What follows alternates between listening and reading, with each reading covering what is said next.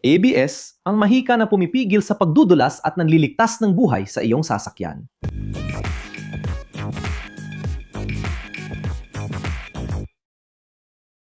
Kumusta ang mga inanan ininjeriya? Ngayon ay tatalakayin natin ang isang teknolohiya na kung wala ito, maraming aksidente ang magkakaroon ng ibang kinahinatnan. Naranasan mo na bang mapunta sa sitwasyong pang-emergency na kailangan mong idiin ang preno at huminto ang sasakyan ng diretsyo, hindi dumudulas o nawawalan ng kontrol? Ayon, ang himalang yan ay hindi talaga himala. Ito ay purong inhinyeriya at may pangalan nito, ABS, ang sistemang dekuryenteng preno. Pero ano nga ba talaga ang ABS at bakit ito napakahalaga para sa kaligtasan? Para maintindihan yan, kailangan nating balikan ng kaunti at isipin kung paano gumagana ang mga tradisyonal na preno at ano ang mga malalaking problema nito. Isipin mo na nagmamaneho ka at bigla kang kailangang prumino ng malakas. Anong una mong reaksyon? Apakan mo agad ng todo ang preno, di ba? Sa isang kotse na walang ABS, halos palaging magdudulot ito ng pag-block ng mga gulong, lalo na kapag madulas ang kalsada. Kapag nag-lock ang mga gulong, nawawala ang kapit ng kotse sa kalsada at nawawala rin ang kontrol mo sa manibela. Sinusubukan mong iliko ang manibela pero diretso pa rin ang takbo ng kotse, dumudulas ng ito ng tuloy-tuloy. Eksaktong para maresolba ang ganitong critical na problema kaya na-develop ang ABS. Paano nagagawa ng sistema na pigilan ang pag-lock ng gulong at mapanatili ang kontrol sa sasakyan kahit sa biglaang pagpreno? Ang sikreto ay ang mabilis na sayaw ng mga sensor at electronic control unit ng kotse. Hindi inahayaan ng ABS na mag-lock ang mga gulong dahil minomodulate nito ang pressure ng preno sa bawat gulong ng paisa-isa, libo-libong beses kada segundo. Pero paano nalalaman ng kotse na may gulong na malapit ng mag-lock? Diyan pumapasok ang mga speed sensor. Bawat gulong ng kotse mo ay may maliit na sensor na palaging minomonitor ang pag-ikot nito. Kapag bigla ang preno, kung ang pag-ikot ng isang gulong ay bumagal ng mas mabilis kaysa sa iba o halos tumigil na. Habang gumagalaw pa ang sasakyan, naiintindihan ng sistema na ang gulong na iyon ay malapit ng mag-lock.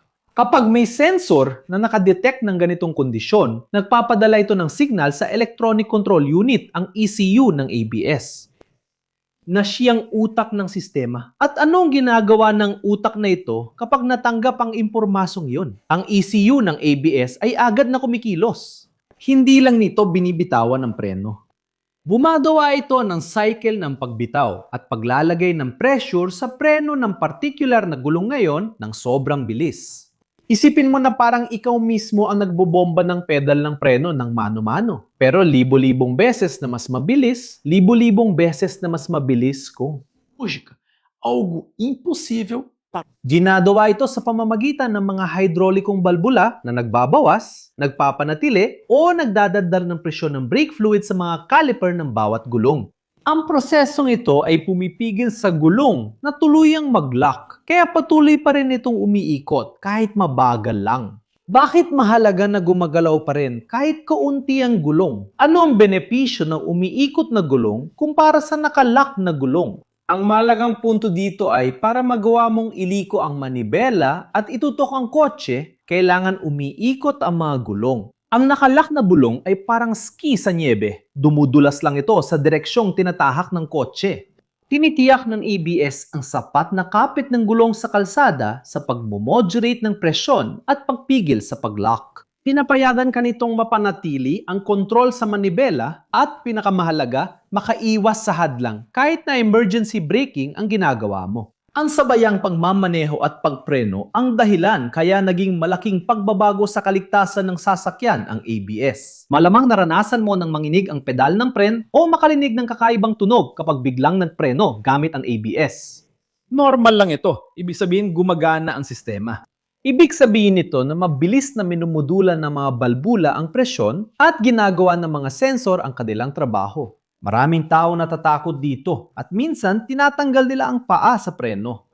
Dapat panatilihin ang matibay na diin sa pedal para magpatuloy ang sistema. Kapanapanabik ang kasaysayan ng ABS. Kahit umiiral na ang ideya ng anti-lock system mula pa noong unang bahagi ng ika-20 siglo.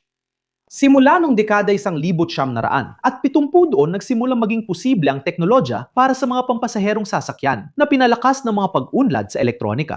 Ang mga tagagawa tulad ng Bosch ay nagkaroon ng mahalagang papel sa pagbuo at pagpapasikat ng sistema. Noong una, ito ay isang luho lamang. Ngunit dahil sa bisa nito sa pagbawas ng mga aksidente, naging pamantay ang kagamitan nito sa kaligtasan at sa maraming bansa, naging sapilitan pa nga.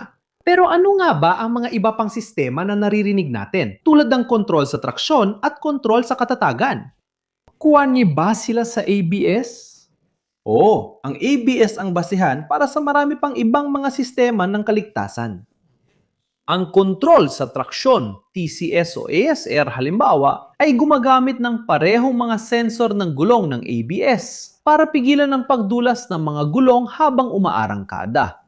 Kung ang isang gulong ay nagsimulang umikot ng mas mabilis kaysa sa iba, binabawasan ng TCS ang lakas ng makina o pinipreno ang gulong na iyon para makuha nito ang kapit. Samantala, ang Electronic Stability Control, ESC o ESP, ay mas sopistikado pa.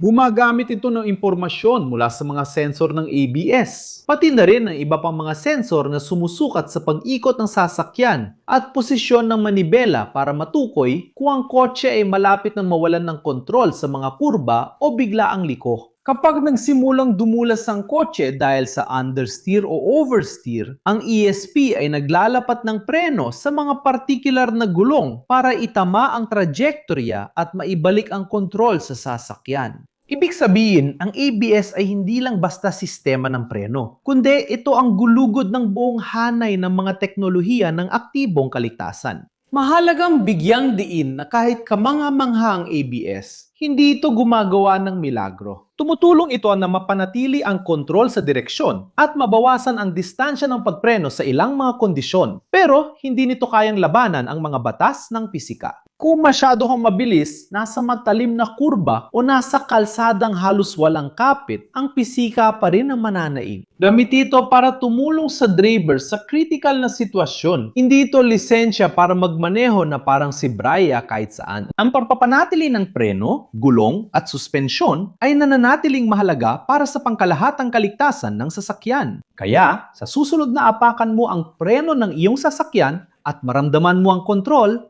tandaan mo, hindi ito mahika, kundi bunga ng inhenyeriya at teknolohiya na tahimik nagtatrabaho para sa kaligtasan ng lahat sa kalsada. Kung nakarating ka hanggang dito at nagustuhan mo ang video, mag-subscribe ka na kung hindi ka pa nakasubscribe. I-like mo na rin at i-activate ang bell para sa mga notification.